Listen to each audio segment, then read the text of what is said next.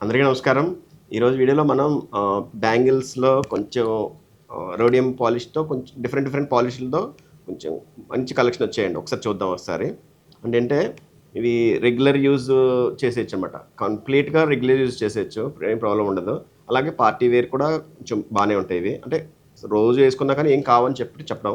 ఒకసారి చూపిద్దామండి ఒకసారి.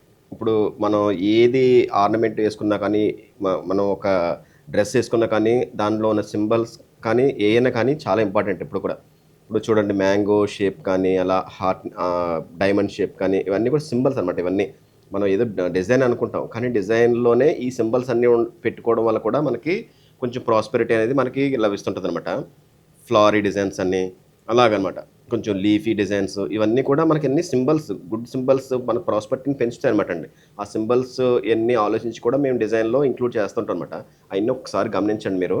దానికోసం చెప్పేసి మీకు ఒక చిన్న క్లారిఫికేషన్ కోసం చెప్తున్నాననమాట అంతే.